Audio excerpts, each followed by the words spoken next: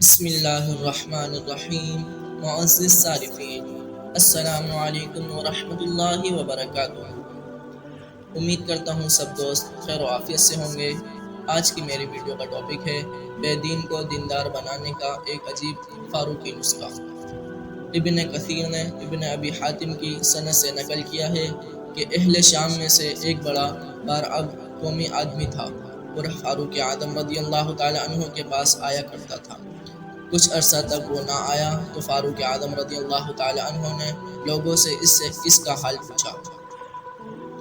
لوگوں نے کہا کہ اے امیر المؤمنین، اس کا حال نہ پوچھیے، وہ تو شراب میں مست رہنے لگا ہے۔ فاروق اعظم رضی اللہ تعالی عنہ نے اپنے منشی کو بلایا اور کہا، یہ خط لکھو، من جانب عمر بن خطاب بنام فلاں بن فلاں، سلام علیکم۔ اس کے بعد میں تمہارے لیے اس اللہ کی حمد پیش کرتا ہوں جس کے سوا کوئی معبود نہیں، گناہوں کو معاف کرنے والا، توبہ قبول کرنے والا، سخت عذاب والا، بڑی قدرت والا۔ اس کے سوا کوئی معبود نہیں، اس کی طرف لوٹ کر جانا ہے۔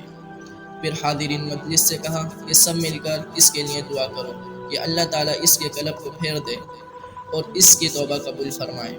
فاروق اعظم رضی اللہ تعالی عنہ نے جس قاصد کے ہاتھ یہ خط بھجوایا تھا، اس کو ہدایت کر دی تھی کہ یہ خط اس کو اس وقت تک نہ دے جب تک وہ نشے سے ہوش میں نہ آئے اور کسی دوسرے کو حوالے نہ کرے۔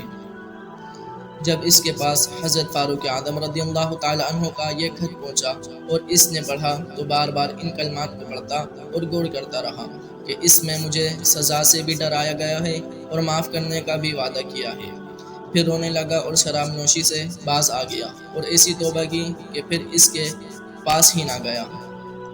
حضرت عمر فاروق رضی اللہ تعالی عنہ کو جب اس اثر کی خبر ملی تو لوگوں سے فرمایا کہ ایسے معاملات میں تم سب کو ایسا ہی کرنا چاہیے کہ جب کوئی بھائی کسی لغزش میں مبتلا ہو جائے تو اس کو درستی پر لانے کی فکر کرو اور اس کو اللہ کی رحمت کا بھروسہ دلاؤ اور اللہ سے اس کے لیے دعا کرو کہ وہ توبہ کر لے اور تم اس کے مقابلے پر شیطان کے مددگار نہ بنو، یعنی اس کو برا بھلا کہہ کر یا غصہ دلا کر دین سے دور کر دو گے تو یہ شیطان کی مدد ہوگی۔ امید کرتا ہوں آپ سب دوستوں کو میری ویڈیو اچھی لگی ہوگی۔ ویڈیو اچھی لگی ہے تو ویڈیو کو لائک کر دیجئے۔ مزید ایسی ویڈیو دیکھنے کے لیے چینل کو سبسکرائب کر دیجئے۔ ملتے ہیں نیکسٹ ویڈیو میں، اجازت دیجئے، اللہ حافظ۔